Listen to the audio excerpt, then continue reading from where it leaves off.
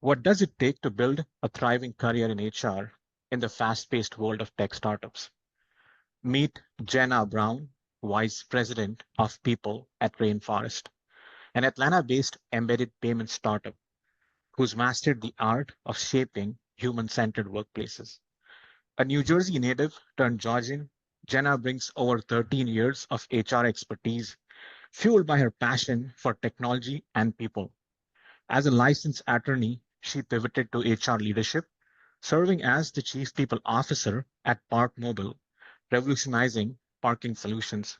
Then GoFan, transforming K-12 ticketing, and Instinct Science, enhancing veterinary care. At Rainforest, she is a one-woman powerhouse, crafting innovative HR strategies from scratch to support a growing team. With her PHR and SHRM-CP certifications, Jenna's approach blends legal precision with deep commitment to employee well-being, making her stand out in the field of HR. Her story is a must-hear for all HR professionals, especially the ones eager to learn how to foster resilience and connection in a dynamic startup environment. From balancing family life with two daughters and a rescue pup to driving impactful HR initiatives, Jenna's journey offers actionable insights and a lot of inspiration. So stay tuned for an unforgettable episode of Simply Awesome People. And don't forget to share this with all of your friends, especially the ones in HR. With this, I would like to welcome Jenna. Jenna, welcome to Simply Awesome People. Thanks. Thanks for having me. Awesome. Let's jump into it. So, can you tell us a bit about how did you start or how did you decide to start a career in HR? Yeah, I think my journey was a little on the untraditional side, in that I graduated undergrad at the height of the recession and with no clue what I wanted to do. So with no job prospects in sight, I really just figured, why not go further into debt and continue an educational path? And so, being the daughter of an attorney, and I watched my mom all throughout my childhood use her legal prowess proudly, I decided that law school was going to be my next step, just because I knew that no matter what I did coming out of law school, having that legal education was going to set me up for success no matter what role, no matter what industry, even if it wasn't directly in the law. And so I went through 3 years of law school. And within my second year, I took an employment discrimination course, just kind of on a whim. I was just trying out a lot of different courses and a lot of different disciplines, just seeing if something kind of sparked some passion within me. And in taking this employment discrimination course, it was really the first time that when I was assigned cases to read, I was actually excited to read them. Maybe it was because every case kind of was a soap opera. When you're thinking about employment discrimination, there's everything from violence to sexual relationships and intrigue. And it just was interesting and fascinating to me to read. And so that was kind of the spark. I know that that's maybe a little untraditional, but that was the spark for me. And so I figured that there was something to this employment law side of the world. And that was what I wanted to spend the next about year and a half of my legal education pursuing. And so I tried my best to take as many courses I could that were in and around that realm. So whether that was basic employment law, whether that was ERISA, which is kind of the benefits coverage law, that's what I explored. And during the semesters and during the summers, I was taking on work opportunities that were in the same field. So I spent a full semester working for the EEOC, working right under an administrative law judge, which was fascinating. Got to go to the federal prison system to hear cases. And then the summer before my third year, I worked for a plaintiff's firm that was working on a class action discrimination suit. And part of my job as a lowly law student was just to read millions and millions of emails. Just reading through emails that were written by the company that were pulled in discovery so that we could figure out if there was a case, if there was any evidence to the claims that we were trying to defend. And it was really in reading these emails that were written by HR professionals in a Fortune 500 company that were saying blatantly discriminatory things in writing in the emails that I had that light bulb moment. that I thought back to myself, you know what? I don't want to be litigating these issues externally. I want to be fixing them internally within the companies. And I don't want an in-house counsel role. I want to be in HR because I think I could make a difference and be different than all of these people that I'm reading about.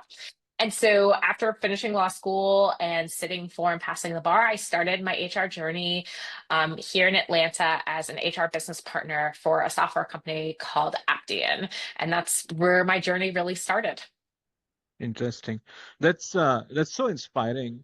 Um, I think your your process of decision making, especially the decision about pivoting into a new career, was based on so many factors. I think for one, it was maybe a gut feel. Then, uh, then you basically clinically, almost strategically and clinically navigating um, a path forward for yourself into the next role. Yeah. Um, uh, so many times in our day-to-day lives, we meet with so many people within the organizations that we work at, and even outside of the organizations, that want to pivot into a career that the individuals believe that they're going to be more successful and much happier in, but they are Yeah. very hesitant in taking that decision to pivot. What's your advice to such individuals that know what they want to do next, but aren't able to make that decision yet? That's a great question. And it's actually, I find myself getting frequently getting inquiries from especially attorneys that are particularly in kind of the employment law sector who actually want to get out of firm life and move into HR roles. And they come to me and they're like, you did this. This is your background. Mine's a little different, but I try my best to kind of provide as much guidance and advice to them as I'm going to share with you, which is really there were a couple things, for me starting in an HR career, especially as a business partner, I didn't have any HR background. Oftentimes, for the folks that really do climb the ladder within human resources, they're starting, as an intern or a coordinator, and they're learning and absorbing like a sponge. And I was just kind of thrust into it with the help of a really fabulous mentor who was like, the compliance side, you have a good gut, you're going to learn the rest.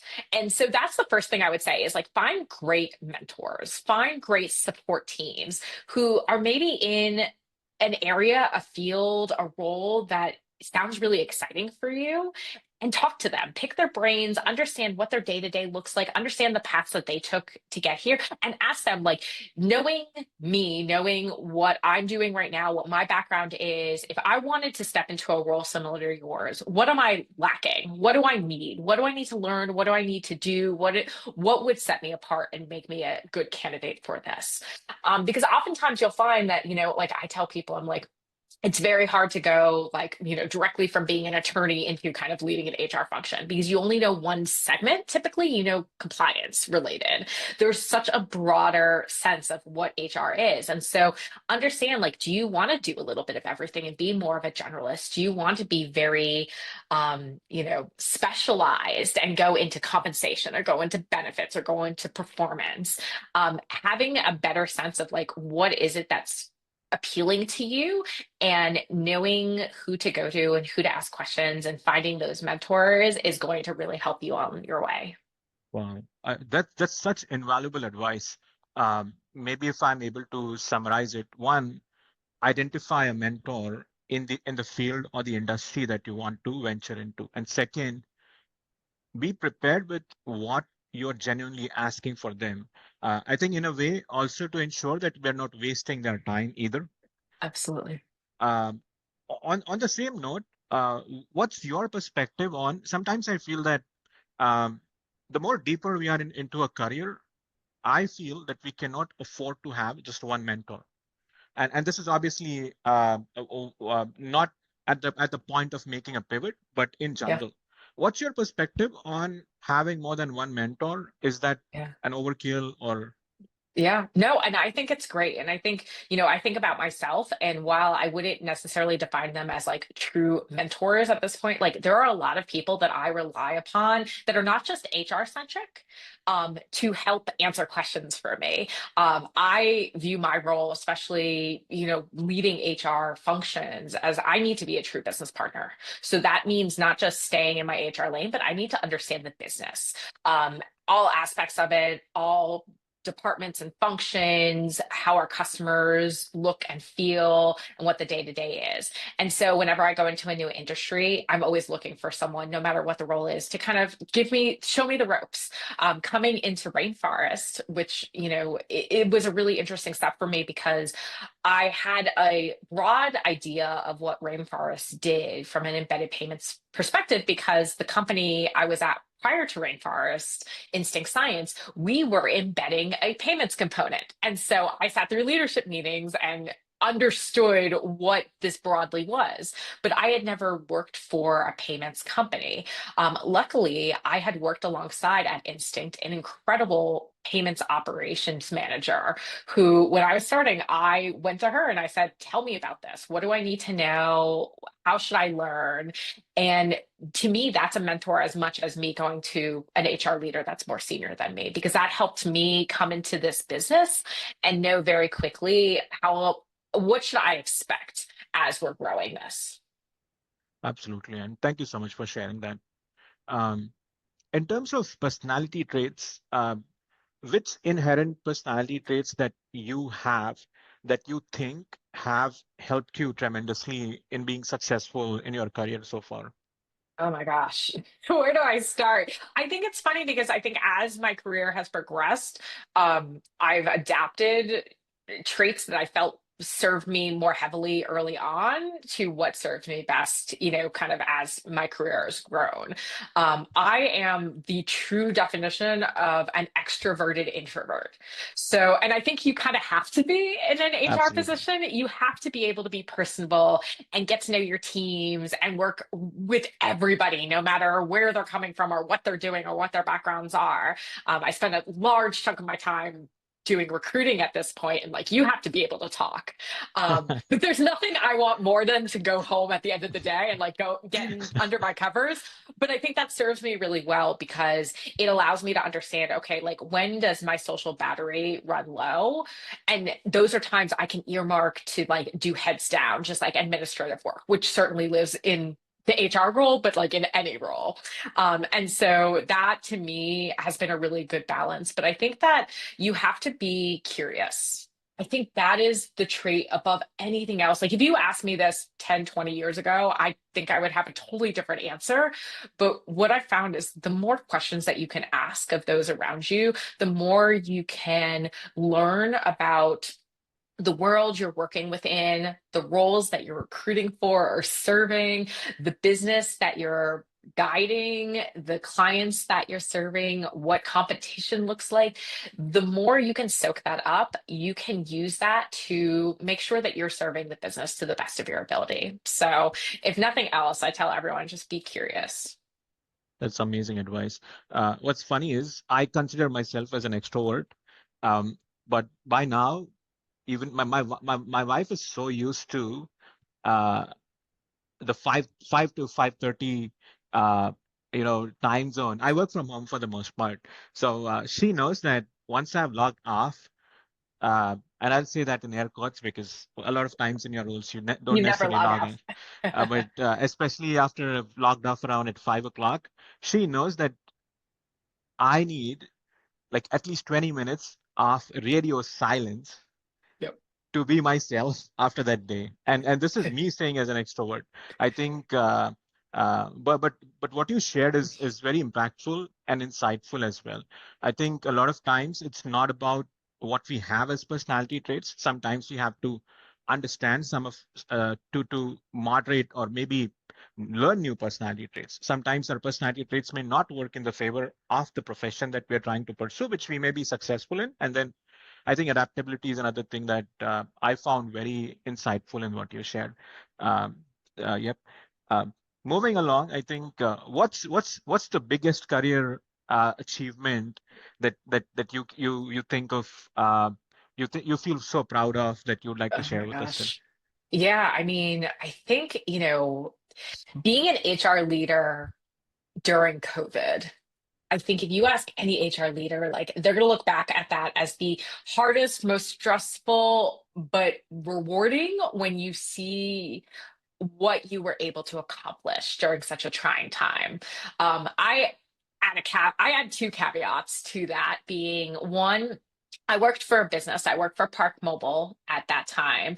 And because of COVID, we literally saw our revenue drop to $0 overnight and stay pretty stagnant for a pretty long period of time. If people are not leaving the house, they're not driving. If they're not driving, they're not parking.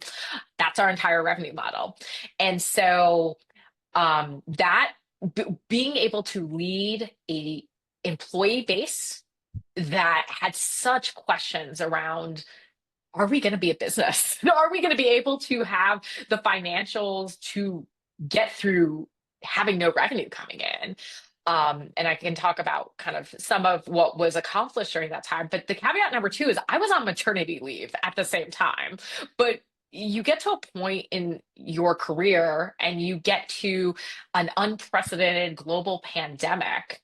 You can't really be on maternity leave at the same time. And so managing a workforce of close to 150 employees, going through a global pandemic, dealing with how do we shift client facing and revenue generating roles to more internal administrative roles to manage.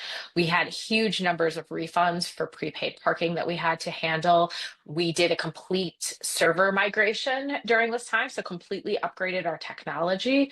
And then we were dealing with just the way the world was changing, going from almost a 100% in office culture to a 100% remote culture and still maintaining the excitement and being a place that people really wanted to be work at. Involved a lot of close collaboration between myself and my very small but mighty HR team. I had four team members working with me at that time, as well as with our senior leadership team. It made us go to weekly all hands for a pretty long period of time, just so that we had that human interaction and we could give regular updates on what was going on with the business, what was going on in the world, and just provide team members with an outlet where they could share, hey, this is what I'm concerned about. This is what I'm afraid of. This is what's going well in my life. So we could celebrate that as well.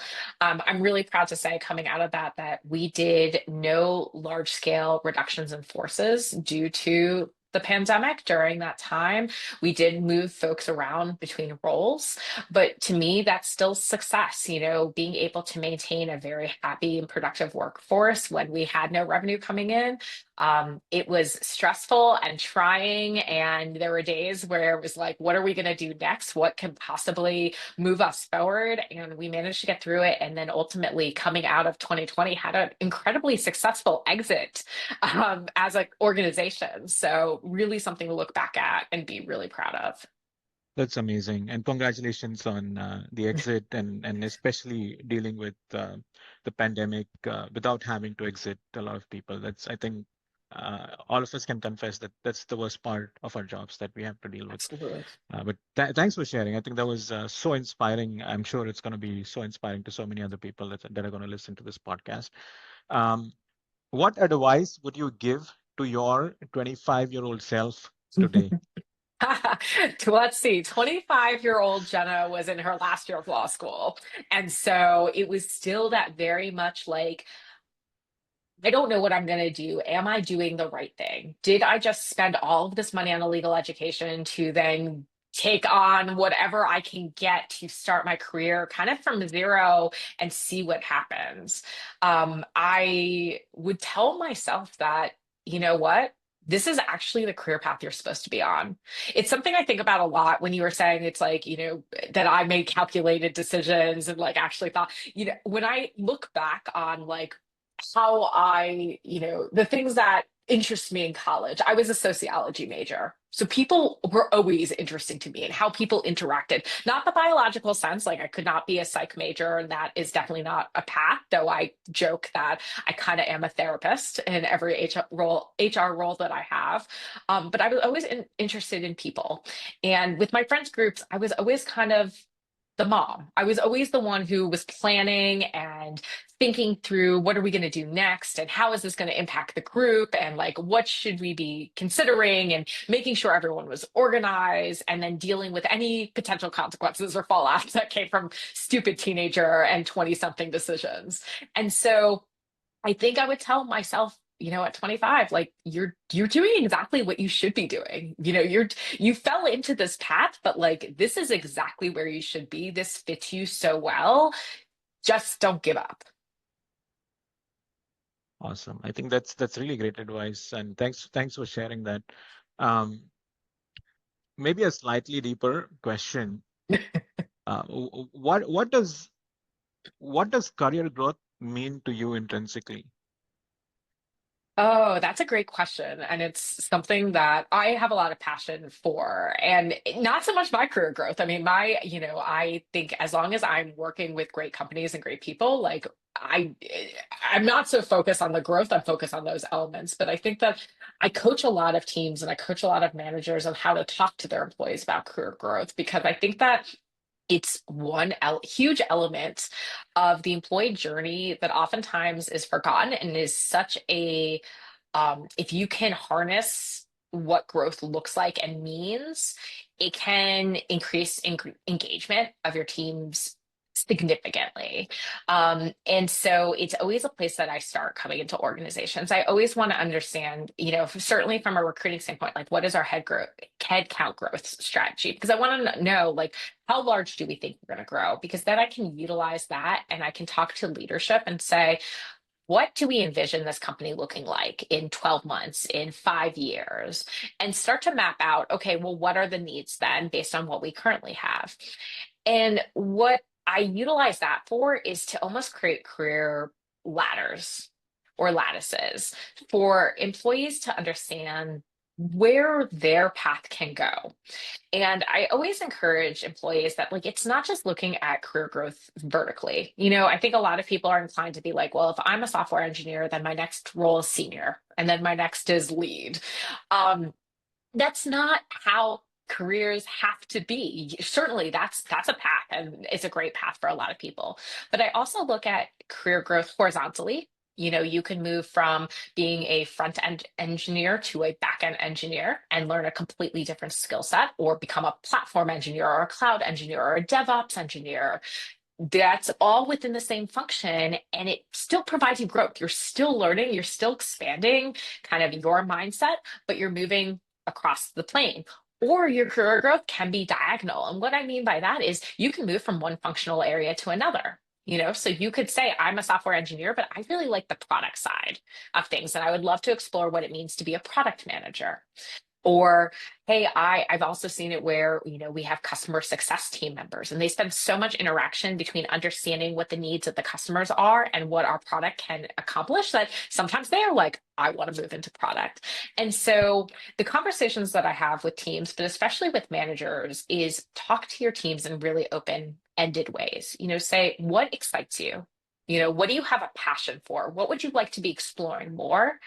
And help your employees create growth plans for themselves. And these are not bad things. These are not like performance improvement plans, like, you're doing bad, we're going to exit you. This is very much like, this is what I envision my growth looking like from a long term and a short term perspective. And here are the steps that I'm going to take to solve first for the short term goals and then the longer term goals. So that can mean from a manager perspective, you're helping provide coaching to that team member so that they can get new skill sets. Maybe you're encouraging them to take courses or to shadow other team members. Maybe if they want to move into people management, you're giving those employees the opportunity to mentor other more junior team members or to manage a group of interns. Managers have a lot of kind of the top line facilitation and kind of the entry point for kind of what growth conversations are. But ultimately, employees need to take it upon themselves and say, if I'm really passionate about this, and if I want to achieve this from a short term and long term perspective, like I know who to go to, I know who to reach out to, but I want to explore this and take this upon myself. Those are the employees you want to invest in, the ones who really can kind of own their own growth and kind of push it forward. Makes sense. And thanks for sharing that. It's so insightful. Maybe a subset to that question.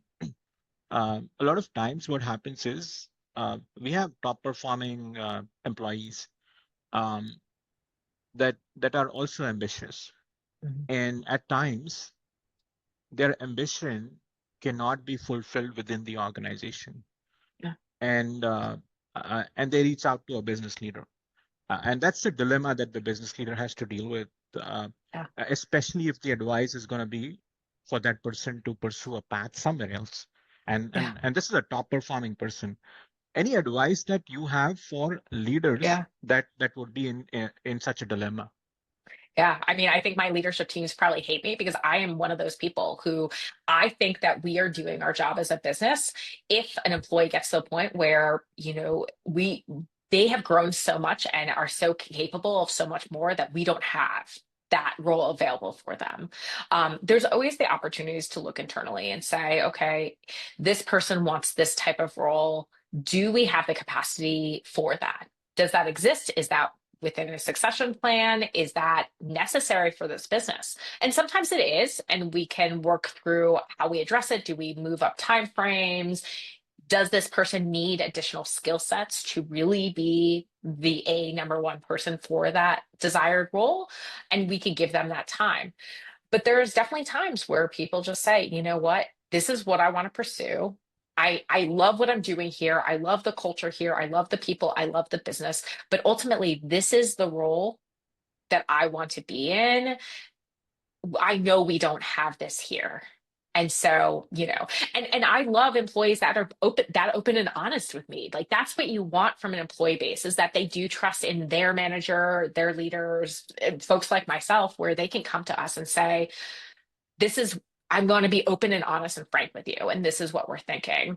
Um, with that, if there's not the right role, I always say, I'm like, I love that you were honest with us. I love that we gave you the capabilities and the skill sets to do great things because those individuals, they may leave your business, but that doesn't mean they're not going to refer you great people. That doesn't mean Absolutely. they can't possibly boomerang back to you.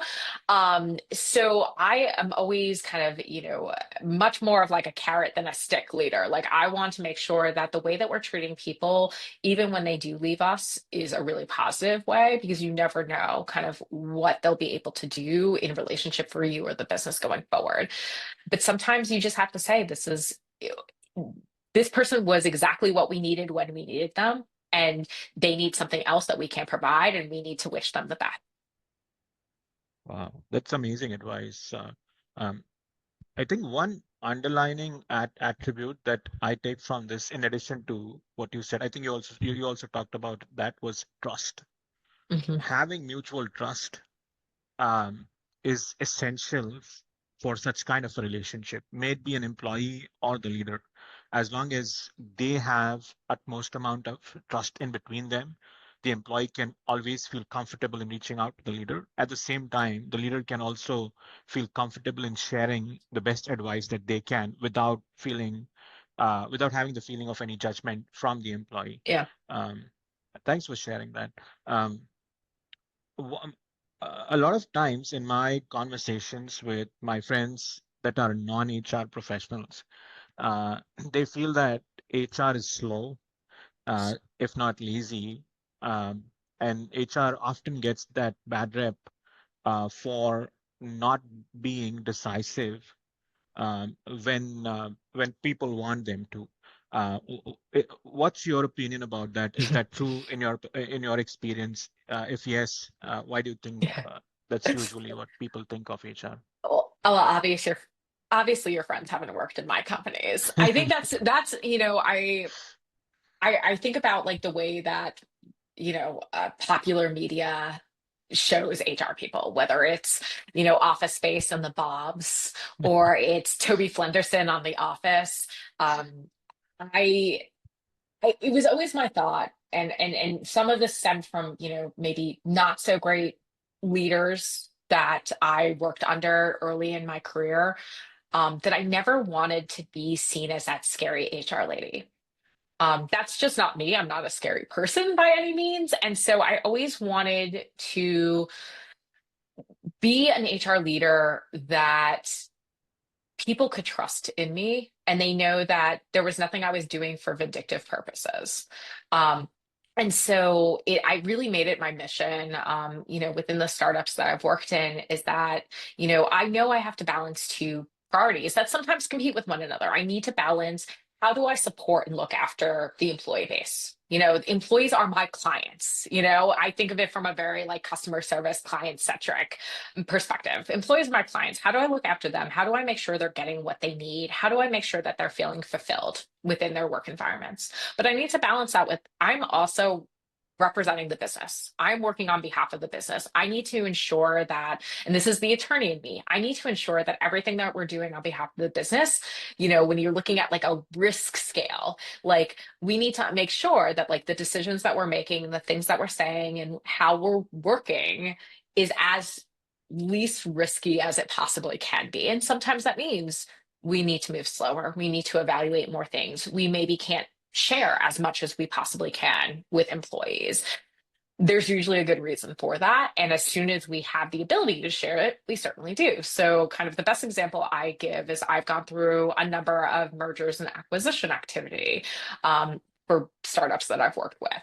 When you're going through due diligence and you're being evaluated by potential purchasers, or you are evaluating potential companies that you're looking to purchase or merge with, there's very little of that process you can share. Mostly A, because you're under NDAs, you're under non-disclosure agreements, but also B, because the decision that comes out of that has a really big impact on the business, the work, and the employee base. And I would never want anyone to feel that there was any fear of what comes next until we know exactly what's coming next, because things fall apart all the time. I've gone through potential acquisition activity where we've spent weeks in due diligence reviewing the product, the technology, the business as a whole, the policies, got really close to signing an agreement and decided to totally scrap it. And if we had gone down that avenue and we had signed the agreement, the business would have been very different. But in not doing it and not sharing anything about it, we didn't cause anyone to have any kind of concerns. And so I tell everyone that, especially the way that I represent my role within any business I'm working with, and this is something I say from the very get-go with my CEOs, especially with my financial leaders as well, is that like I want to be able to share as much as I possibly can with the employee population as early as we possibly can. I purposely do not choose to work in environments where, a CFO or a head of finance says like we don't share financials with the team, because I don't think that's fair. I think that we need to be able to be open and honest about kind of our successes as well as the challenges and opportunities that we have in front of us. The more the employees know, again, it leads back to that thing of trust, that idea of trust that is so crucial, is that if we're sharing this information, we're trusting our employees that they're going to be responsible with, that information that probably shouldn't be shared outside the business. And by them recognizing we're trusting you, they can trust us more to make decisions that are going to be in the best interest of the business and of themselves as well. So that's how I Awesome. approach it. Yeah, I think that's such an insightful perspective, and not just for HR professionals, but also for business leaders. And thank you for sharing that in so much detail. Yep. Is there any other passion outside of HR that you pursue dedicatedly that you want to talk about? I love that you believe HR is a passion. I think it is at this point. I mean, I love what I do. I love the people I work with. I love the businesses that I've supported. I've maintained incredibly strong relationships throughout my career, including with you, Tushar. Um, I'm passionate about my family. I have kids at the age where their hobbies are my hobbies. So both my daughters are very into theater right now. So not only do we go to all of their performances, but we also go and watch shows at the Fox Theater as much as we possibly can, sing show tunes in the car on drives. That was something I was passionate about when I was their age and going through high school and college. So it's fun to be able to see that translate into kind of the next generation. I'm also passionate about the Atlanta United. I'm a big soccer fan. Absolutely. So Absolutely. we go to every home game that we possibly can. I played goalkeeper through into college, rec leagues. I played for a little while with the Atlanta Women's Soccer Association. And so Brad Guzan, he's my man. Maybe he's getting a little old for the sport and probably could do with a retirement pretty soon. But while this season doesn't look to be the best for Atlanta, we still support the United. Absolutely. Always support the United. Um, on that note, what's your advice on, or what's your perspective on work-life balance, and especially for individuals that that always feel that no matter what organization that they work in, no matter what role that they work in, they end up becoming the busiest people around. Yeah, it's we live in a day and age where unfortunately, due to the phones, we can be reached at all times. Like I think back to, older generations where pre-internet, pre-phone, you could actually go home at 5 o'clock and no one could reach you really until the next day. And you sent memos via those manila folders throughout the office. And at some point you got work done when you got to you. We just don't live in that world anymore. Now, I'm not saying that you can't disconnect. I'm an incredibly huge proponent of when you take time off, you take time off. You put down the phone, you put down the computer. I worked with actually a CFO at Instinct who would delete Slack from her phone when she went on vacation, which I Smart. could never do, but like I always greatly admired. Um, but I really feel that it's important that, especially leaders, recognize that you get to a certain point in your careers. I know I see this where it's very challenging for me being a team of one on the HR team for a startup to take time off fully.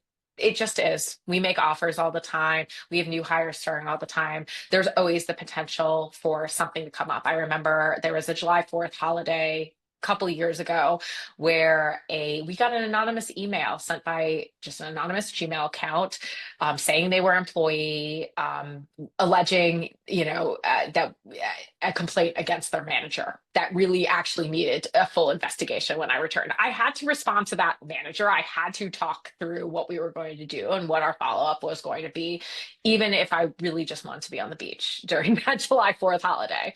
So there are definitely, as you progress in your career, that's some of the trade-offs, with the larger salary, with more responsibilities comes, with what the superhero saying, with great With great strength, power comes great. great, exactly, with great power comes great responsibility. That's kind of it. That doesn't mean you can't directly, disconnect, but it definitely means we try our best. But what I tell employees in general is one thing I advocate for is unlimited time off policies. I think that's really fair at this day and age. I think we live in a society where because you can easily get a hold of anybody at any time, why are we restricting people to just set amounts of time off? Because we know that those are going to get abused. It's just people are going to reach out.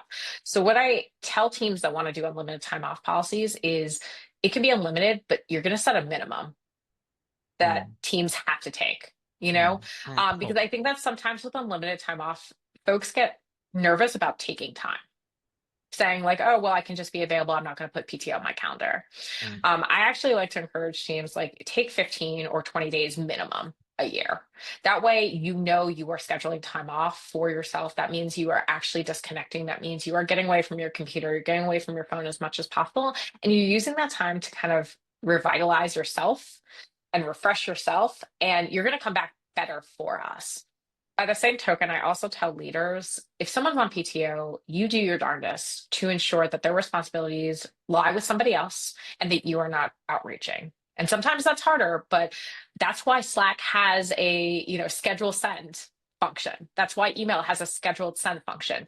You may have a great idea, you may have a question you need to ask of someone who has, logged off for the night or it's on a Saturday. schedule that message for the next day that they're working. Don't send it to them just because you're thinking about it. I saw a great CEO signature once where the CEO put within their signature, it has their name, their email, their phone, their company, and underneath it says, you may be receiving this email during your off hours. Just because I'm working does not mean that you need to be. Please respond at your convenience. And I felt like that's the kind of mentality we have to take, is that not everybody works the same way as everybody else, but we do need to be really respectful when people are taking time off, because that's how they're going to be able to bring their best self to work. Awesome.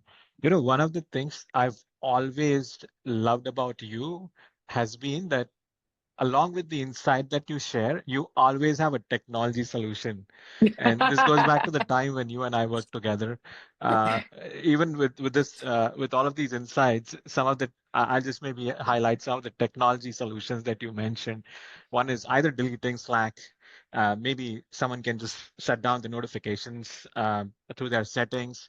I think one other suggestion you shared was adding uh, that line under the email signature, scheduling emails. I think, but thanks. I think that I got so much more than just the insight from this answer. Thanks for sharing it. I'm not No surprised. problem. Yeah, but yeah, cool. From a cultural perspective, what do you think is HR's role in shaping the culture of an organization, especially in a startup environment? Oh man, that's the $1 million question, I think, for every startup. And I think that culture doesn't just lie with one person. I think that sometimes founders, leader CEOs think, oh, an HR leader is going to help us define that. And certainly, I love to be part of those conversations. I think that that's a large part of what I strive to do, is ensure that we have a strong culture and we're maintaining that strong culture, but it's not up to me solely in a vacuum to define that. What that's up to is how we want to function as a business, what we want to grow into, how do we work with one another, and how do we work externally with our customers. And a lot of that definition comes from those around us, from our employees. When I worked for GoFan was their digital ticketing company, but they had come out of a very traditional kind of paper ticketing printing company. And so when I started with them, it wasn't, they weren't in their first month or even first year of doing the digital ticketing, but they were still very early on, and they'd really never defined who GoFan was. They were still kind of living in the past of like, this is what we were previously in kind of this paper ticketing world. And they really wanted to have a definition for GoFan, because it really helped shape, like, how do we market to our customers? How do we think about the work internally? And what it just took was me asking one question of our CEO at the time, was like, what are our values? What do we hold dear to ourselves? Like, what are our kind of non-negotiables for how we decide who we work with, who we hire, how we, move forward? And he was like, we had values, but I don't think we've ever, here for GoFan, for this digital ticketing side, I don't think we've ever really thought about what that actually needs to be. And I was like, okay, why don't we start there? And we started really slowly by, I did interviews with every employee at the time. It was close to 50, 60. It wasn't a huge number, but I asked some questions about how they were working, the roles that they had, how they would describe, their time at GoFan, how they would describe the people they work alongside. And I basically made like word maps using what I heard from employees and what was most frequently said to me. And using those word maps, word map where it's like, if it's frequently said, it's going to be bigger, or if it's not, it's going to be smaller. Using those word maps, we were able to pull certain words and certain phrases that came up really frequently in how we viewed our customers, how we viewed the work, how we viewed each other. And using those words and phrases, we got together the people managers, the executive leadership team, and our marketing team. And we said, this is what we're hearing. Can you, kind of functional leaders, those people managers underneath the leadership team and marketing, can you kind of just do a mind mold, like sit together, think through some of these things and think about the business and come back to us with some ideas on how do these contribute to values? How does this contribute to what we're trying to achieve from a business? And from that, we really were able to glean out these are the values, these are the things we hold dear. We had kind of four main tenets.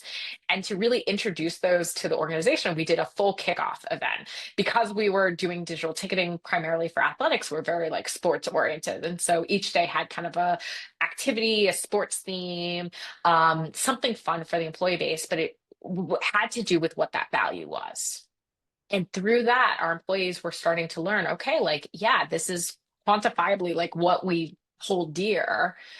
This is what I can use to make decisions. And so I'm using that example because I did not do all the legwork to figure out what that culture was going to be. But I knew that kind of starting with how do we think about ourselves? Do we distill what is important to us down to kind of these core values? Those values could be used to kind of mold the decisions we made and the initiatives we drove into kind of what our true culture looked like and felt like. And it was really fun and really powerful. And it made us really feel more like a team, knowing that we were living under those core values than we ever had before.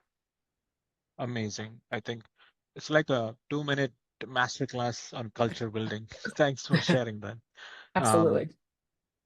I have a bundled question. Um, the bundled question is, where do you see the evolution of HR going toward, and how do you use AI in your day-to-day job? See, you just knew that I was going to say that the future of HR was you had to embrace AI. And I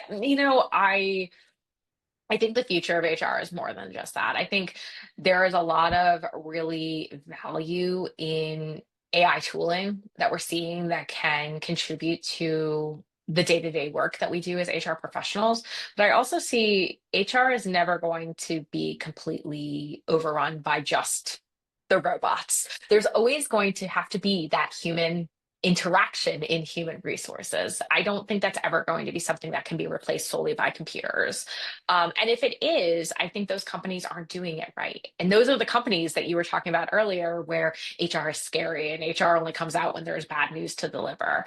For companies that want to have a really positive presence for their employee population, there's always going to have to be someone being able to be there, to be interacting directly with employees, to be understanding what the work is, who we're serving, what is meaningful to our population to be able to ensure that we're moving, our strategy forward.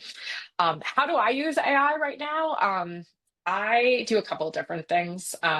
I I actually tend not to use as much AI in recruiting as I think a lot of my counterparts do. I'm very old fashioned, and I actually like to look at resumes, believe it or not. So if you're applying to Rainforest, you actually have a human looking at your resume. Um, but I use it for, there's definitely times where I need to set out a communication. I need to write a job description. I need to write a LinkedIn post advertising a job, and I'm just staring at a blank piece of paper. It's really nice to use like LLMs, like, ChatGPT, to just say, this is what I want to convey. This is the type of business that I'm working in. This is the audience. Show me some examples. I never just copy and paste though. And I think that's the most important thing is like you need to put yourself into that. And so I'll take what they give me. Usually I'll tweak, I'll amend, I'll ask for more feedback. But at least it's not me just looking at a blank piece of paper thinking like, where do I start? The other way I use AI is we work with a lot of data. And oftentimes, some of the data I get is more qualitative. I do engagement surveys where I'm soliciting open-ended feedback. I do one-on-one conversations, whether it's for new hires at 30 days or when I'm starting in an organization with all employees. And so I'm getting a lot of qualitative information from those team members. I can certainly read through it and try to pull out themes as I'm looking through, columns and columns and columns of information. But I could also just plug that into ChatGPT and say, this is the question I asked. Here's the list of responses. Can you distill for me the major themes of what I heard? And that's really nice. It's a really nice kind of tool to have to help, take large amounts of information and distill. So those are kind of the two ways that I'm using it right now. Makes sense. Thank you so much. My last question for today is, what's that one advice you would like to give to any individual that wants to pursue a successful career in HR? Yeah, I think that's a great question. I think HR has changed so much, even from the time that I started. That obviously my advice has changed over time as well. But I think it goes back to that curiosity. Be a sponge. I think that if you're interested in pursuing HR, I would go in with a really open mind and start to get a glimpse of what all of HR entails. Don't just go in and say, oh, all I'm going to do is, run payroll. I don't know many people who do that, but that was the first example that came to my head. But learn how to run payroll, but also, work with your benefit brokers and understand what's the difference between a PPO and an EPO, so you can explain it to your employee base. Um, you know, Interact with your in-house counsel or your outside, employment counsel to understand like what's going on from a compliance standpoint. How well versed should I be in federal versus the state specific laws? What should I be looking out for? So really get like a melting pot of all facets of HR to the best of your ability. It's going to make you stronger. It's going to make you well-rounded. I'm not saying do that forever, like me and a lot of other crazies that stay kind of generalists for the entirety of their career. But you can at least say that, like, okay, I have an idea of how this all interworks. And now I want to pursue this area, or I love doing it all. So that would be my advice. Awesome. Perfect. With this, Jenna, I would like to thank you so much for taking time in having this conversation. I uh, I can't tell you how much I've enjoyed and how pumped I feel uh, after listening to you. I hope you enjoyed this experience as well. And in furthering this mission, I would want to bring as many HR leaders like yourself onto this podcast and help get their stories out and inspire other people that want to pursue a career in HR. With this, Absolutely. have a have a great day ahead, and we'll be in touch. Thanks, Tushar. Appreciate you.